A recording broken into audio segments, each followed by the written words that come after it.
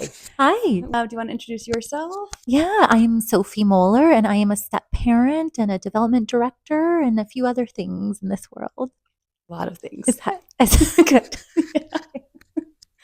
And I'm Alyssa Ibarra. I am the owner of Elysium and a marriage and family therapist and a friend of Sophie's. So Oh, happy to be here. So thanks. you've brought up a lot of interesting thoughts that I think are important to share. What comes to mind first? Yeah, so I've been reflecting a lot on the step parenting experience, and we talked about how it's not there aren't abundant resources for step parenting support or blended family support. Um, and I was thinking about the different types of step parenting and blended families that there are, the variety of blended families that there are when there is a step parent or step partner involved. And I say step partner because when I was the step girlfriend, there wasn't a great label for that. So Did you find being the step girlfriend pre-marriage actually made your role even more different at that time than it is now? there's no identity for that. You don't hear people say step girlfriend. At that point, you're just the girlfriend and who's helping to caretake for someone else's children. We don't have great labels or names for that yet. And when Yeah. you blended your family, what shift did you feel specifically? I was personally, I was excited. I do think for me personally, again, this is just my personal experience. One size does not fit all. To me, getting married made it real, that I was really committing to this life, that I did get the official stepmom, label. I was excited to start that journey with my husband, and, he was excited. So that was really, really exciting. It really was. And what was really special for us, even just reflecting on the literal wedding, is that my stepdaughter and stepson were part of that ceremony, and that was really special. And it didn't feel forced. We, asked them if they wanted to participate, and I still remember making eyes with my stepdaughter, and it was really special and beautiful. And so it felt like you were truly blending and We were creating these special truly, relationships. yeah, we were truly blending, and committing to blend. Hmm. Did you find that you had a sort of vision for what it would be to blend that was different than the reality of blending? Because I have to imagine that happened in some ways. Yeah, even in the middle of your question, you could hear my laugh because the quick answer is yeah. I think probably without knowing it, I thought that somehow getting married, being married would mean somehow all of this other stuff would melt away. Again, because I was an official stepmom. And I don't want to water down those that aren't married. I just want to make that disclaimer because we all have different experiences in this life. And that does not mean that your experience is less significant because you're not getting married, right? Um, but yes, again, short answer. I do think my expectations were a little different, or they've evolved over the years. I was young in our relationship, not young age wise necessarily, but we were young in our relationship. And I think still making discoveries about how to blend our family. It's a lot of learning. Because how old were your stepkids when you got married? Let's see if I can do the math. When we got married, my stepdaughter, who is now 16, and we're going to be celebrating our fourth anniversary. So she was Yay. 14. And my stepson, who is 11, would have been 7. I think that's right.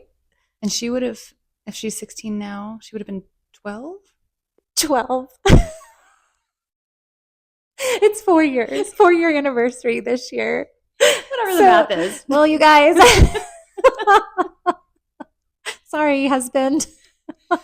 Point being, Point being, point being, I was curious because entering the system when they're that age, there's a lot you couldn't have predicted as far as blending goes too, and Right. their development and what would have come up with each stage of their life too.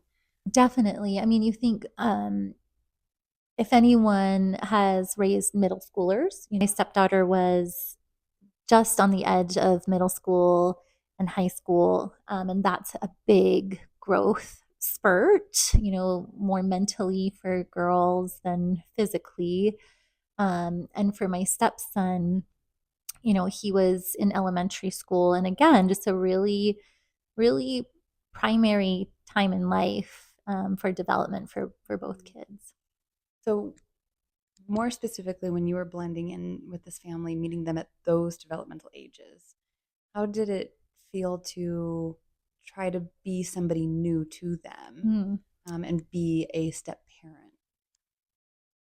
I think I was really lucky, and I continue to be lucky that both children, and for our audience out there, they both have different biological moms.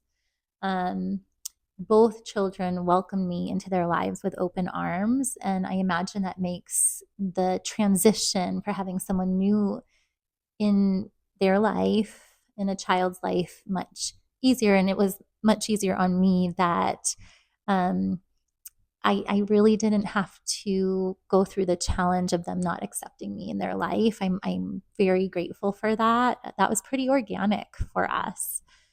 So, I'm really thankful for that. So, what is your bigger challenge that you remember? My bigger challenge that I remember, well, since we're still in the present and raising a 16 and an 11-year-old, he'll be going into middle school, she'll be going into her senior year. While the developmental stages of the children change, we also shift and change as adults. We're going through our stages as women. We're going through stages as a woman in my 40s. I'm going through Mm-hmm. stages, and same for my husband as we age through this process. Um, I would say some of the more difficult moments were definitely, we've touched on this before, but was figuring out where I fit in and how I fit in. These kiddos are easy to love, and love is easy. Finding the boundary is hard, and that continues to be hard. Of when you have two present biological mothers, they have their mothers. We have joint custody, um, and figuring out how I fit into that role. We've talked about how the messaging, whether it's in my personal experience or society, it's you're not the real mom. Hear that from experiences of maybe the child will in a fit say, "You're not my real mom," and that's just truth. That's fact. And I think what I've learned to sit with is, no, I'm not their real mom, but I am a person and an adult who cares so deeply for them. And that when it's in our house, that I am responsible for them along with my husband. If my husband isn't home, I can't just close my eyes and cross my fingers and hope they're okay. I need Yeah. to be a present adult. That would be true whether I'm a stepmom or just some person, Mm-hmm. right? That in theory we should make a cultural agreement to take care of children. So, but that continues to be tough in the sense of what is appropriate, and how is it appropriate for me to be involved in their lives. You brought in all of these Mm. Mm-hmm. emotional commitments to be motherly to them, and that is, I've witnessed that. You have been so motherly to them, and you've shown up in mother roles in a big way, especially Mm-hmm. emotionally as they develop. If there are moments of rejection or moments where there's a reminder that you're a step parent and that's different than bio parent, Yeah. what's that like for you? Ooh, it can be really tough. It requires a bit of a thick skin, and um, it's interesting because in one's household, and again, all blended families are different. Um, Again, there's step parents who don't have their own biological children. That's me. There's others who've blended their families that they had before their relationship, and then there's those that perhaps have a child together. For me, in my experience, not having my own biological children, I didn't come in with a mom label. So I felt a little uncomfortable in how I'm supposed to, more so with the public, identify in my role. You know, when people say or would say, oh, do you have children? And especially in that step girlfriend phase Yeah. where you're not officially, the wife or the stepmom. I struggled to answer that. And even so, I find that there is some stigma except for those that get it, but with that step parent label. And I think for me, there's an insecurity when someone says, do you have stepchildren? Sometimes or do you have stepchildren? Do you have children? So for me, when someone asks if you have children, I still feel a little insecure. I envy those who are like, no, those are my kids. Hmm. And maybe it's because of some of our own dynamics. You know, my stepchildren, I adore and love. So my intuitive response wants to say yes. Out of respect for their mothers, there is a piece of me that feels I can't say a confident, yes, I have children. It can be complicated um, and delicate.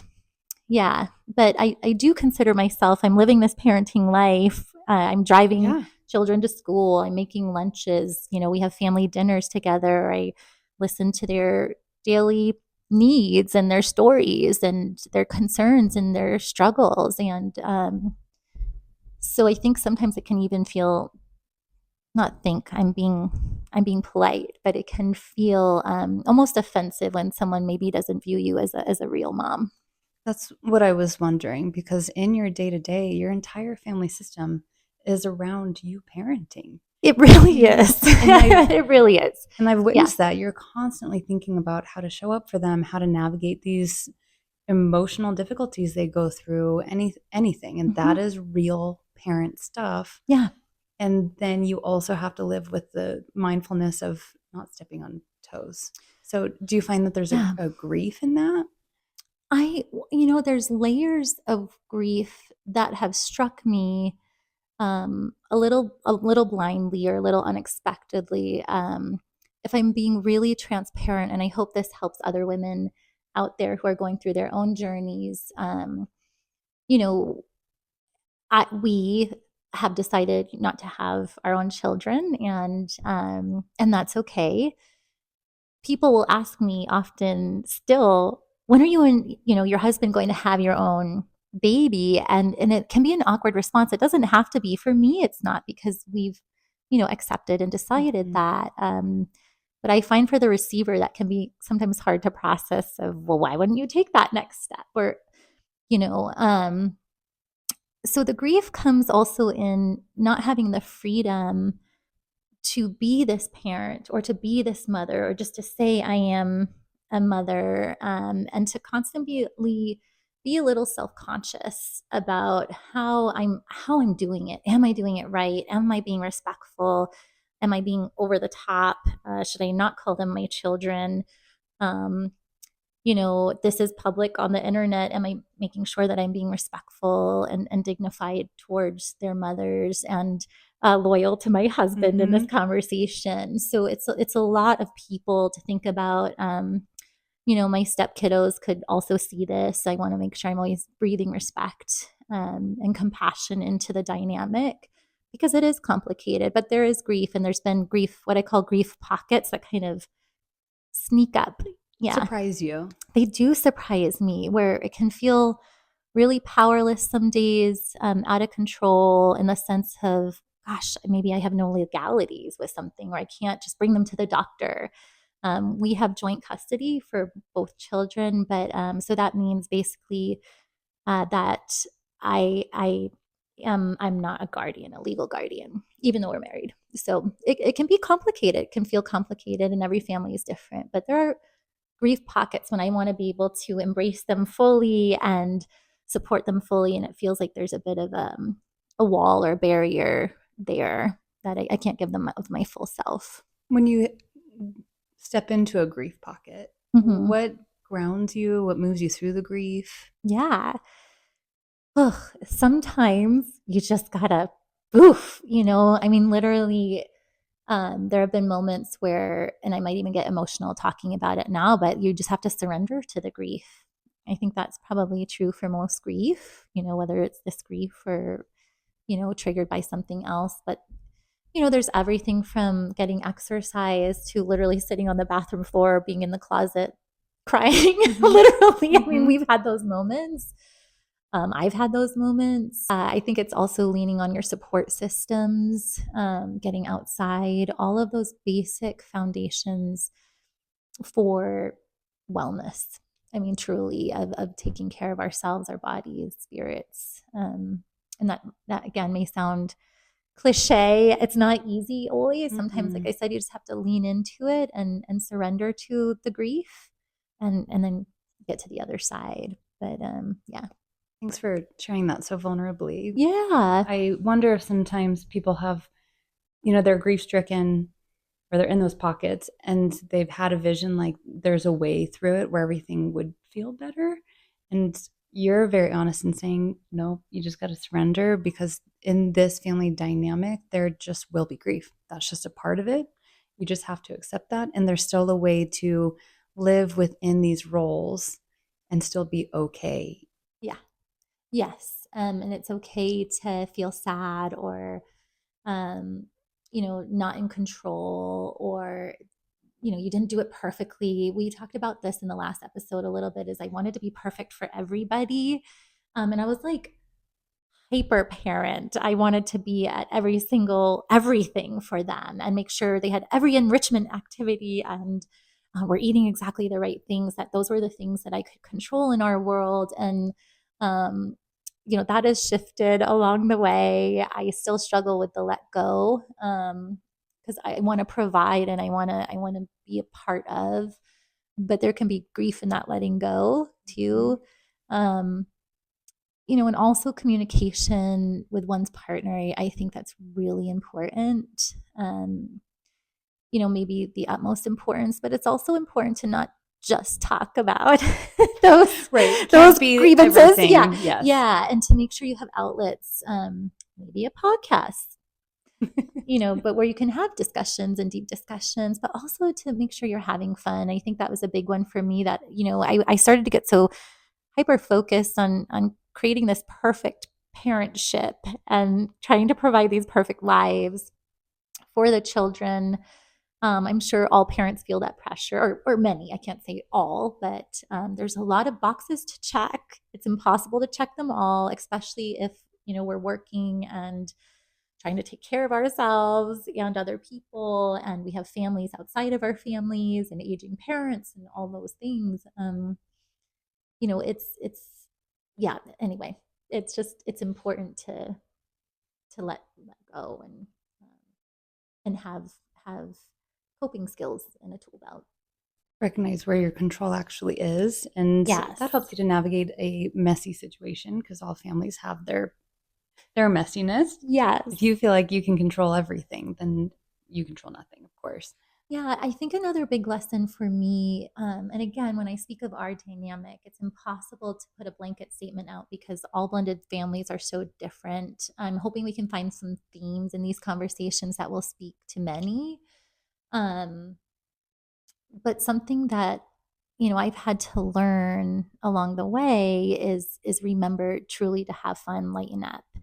I was getting so focused on the harder side of parenting, and I was kind of forgetting to have fun, Yeah, in the parenting. And can like, be fun too. I think a benefit to the step parent role, and I might offend some step parents, it can go two ways, is that while we want to be validated as real parents, which is totally understandable, you also get to be fun, right? And I think some of my best moments with my stepkids is when I let go of all the BS and just get to hang out with them as an authentic person. And what's really cool as my stepdaughter ages and she's 16, and will be a senior in high school next year, is I'm starting to see that we will be able to be friends, you know, and she does have a really strong mom. And, you know, that shifts my role. I can be a caretaker and I can be someone who loves her. But, you know, I think we will be really good friends. So it's shifting that mindset a bit of I need to parent, and getting to really just enjoy each other as people. That feels like a good sign of healing and settling in this dynamic, is Yeah. breaking the mold of what maybe you envisioned it should be, and then being realistic and realizing you can be a lot of things for somebody that's uniquely helpful, Yeah. and really good for you too. Yeah. Yeah. Good for everybody. Yep. I love that.